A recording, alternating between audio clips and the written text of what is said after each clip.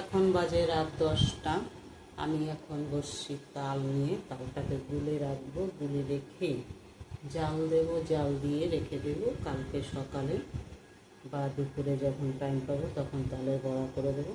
তাহলে শ্রাবণ মাস প্রায় শেষের দিকে, 1 সপ্তাহ বাকি আছে। তাহলে এখন তালের বড়ার সময়। তাহলে গাছ পাকা তালে যে দেখো এখন পড়ে গিয়ে কী অবস্থা হয়েছে।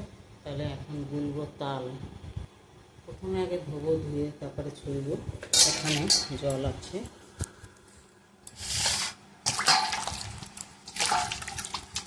বোটা ছাড়িয়ে নিয়েছি।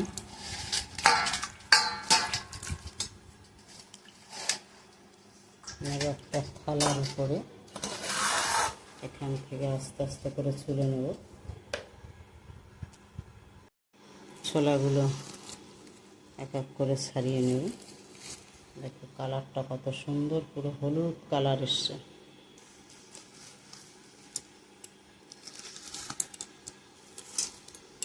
তাল গুলতে কিন্তু অনেকটা সময় লাগে। আমি এখানে একটা কাঁচি নিয়েছি, কাঁচির সাহায্যে আমি কাটবো।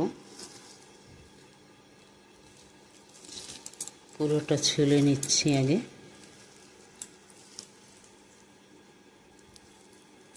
বেশ নরম হয়েছে, পেকেছে ভালো।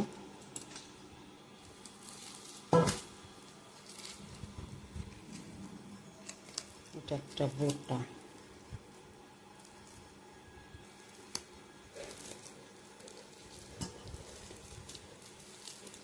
আমাদের নিয়ম আছে, 3 আটির প্রথমে তাল আনতে হয়, তারপরে 2 আটি বা 4 যে কয় আটি হয় সব খাওয়া যাবে। প্রথমে আনতে হবে একটা 3 আটির তাল। আমাদের এখানে কিন্তু 3 আটির তাল আছে। এবার নেব একটা গামলার মধ্যে নিয়ে নিলাম। এবার ভালো করে চটকাবো আগে।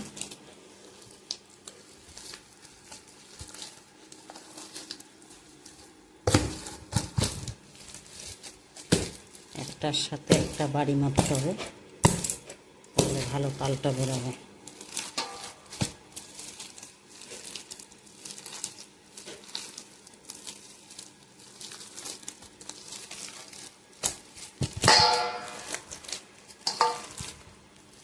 আর একটু ভালো করে চটকাই নি, অনেকটা সময় ধরে চটকানো হয়েছে। এবার দেবো জল। জল দিলাম, এবার চটকাইয়ে বের করবো তাল। এভাবে বের করতে হয়।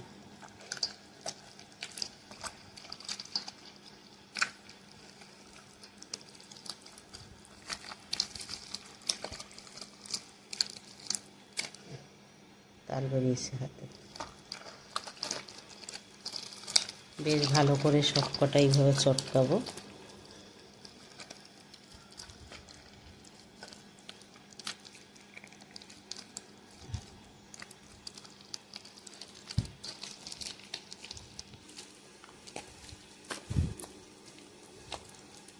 কত বেরোয় গেছে তালের।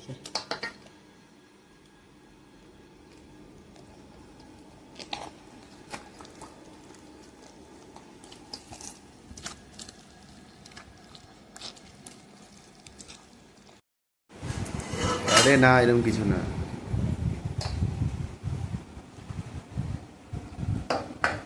এরকম কিছু না, বাড়িতে ইয়ে তোর প্রবলেম হয়ে গেছে তোর। কেন রে, তোরা তো মাতামাতি কিসে?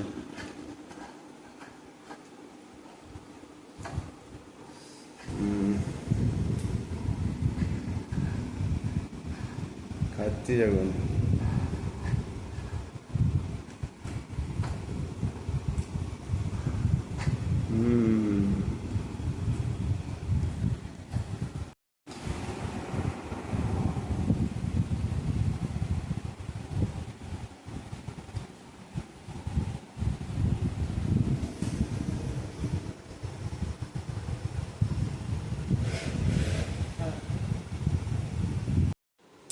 এবারে একটু উনান ধরিয়ে জাল দিয়ে রাখবো।